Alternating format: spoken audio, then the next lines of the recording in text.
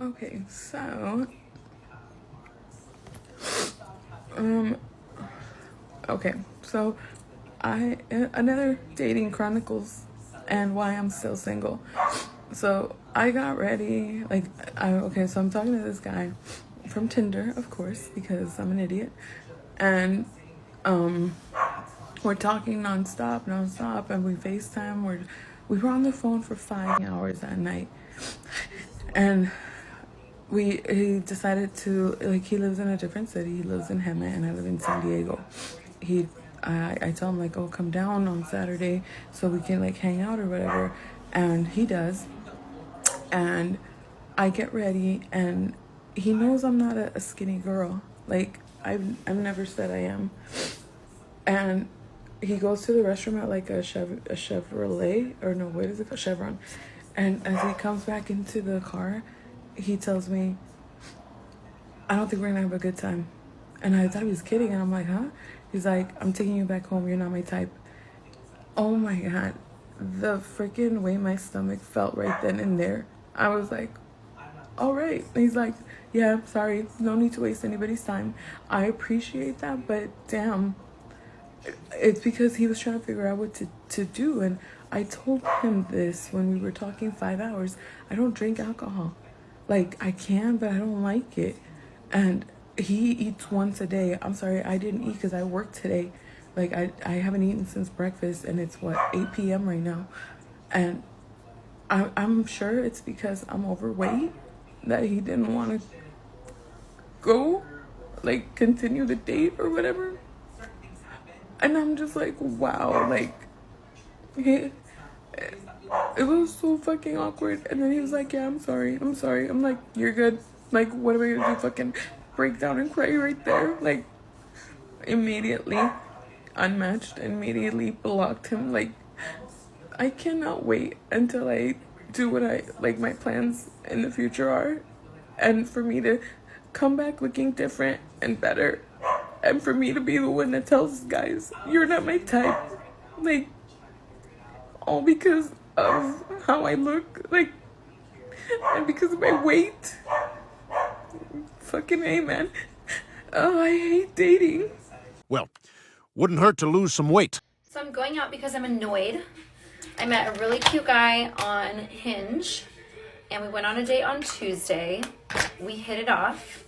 So we went on a date again on Wednesday, and we hit it off. And he's like, I'm free Thursday. And I'm like, okay, we might be moving a little fast, but I was kind of there for it. I'm like, you know what, fuck it.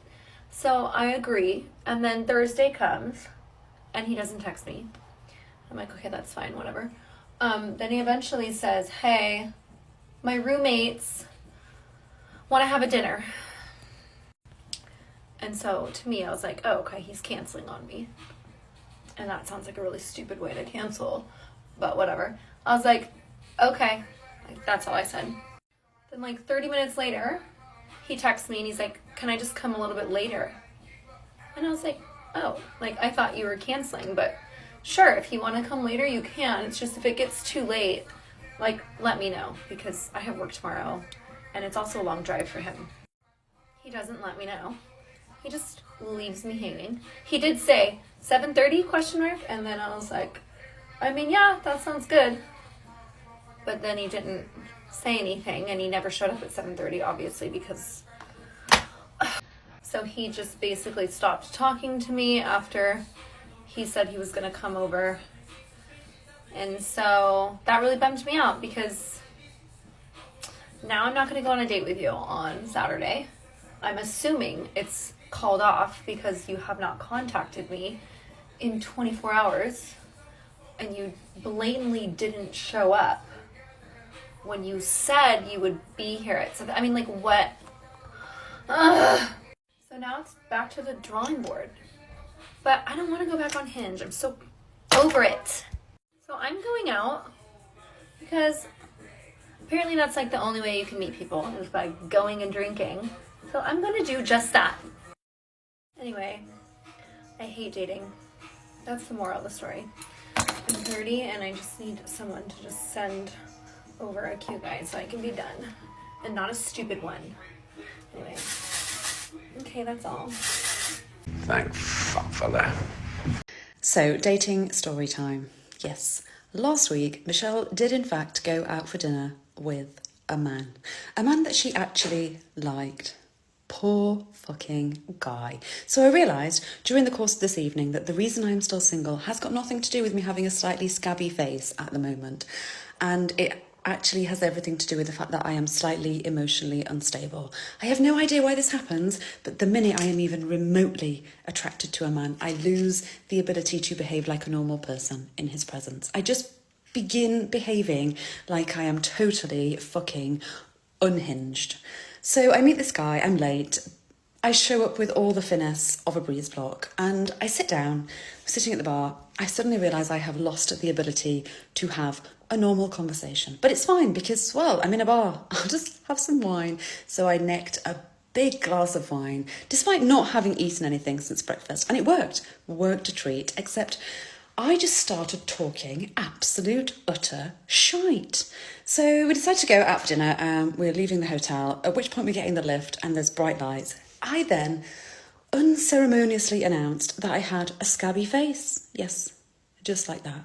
Gonna be honest and say he didn't seem at all fazed by my skin problem. He just seemed completely disillusioned by the fact that he was in a lift with a woman who was behaving like a total moron.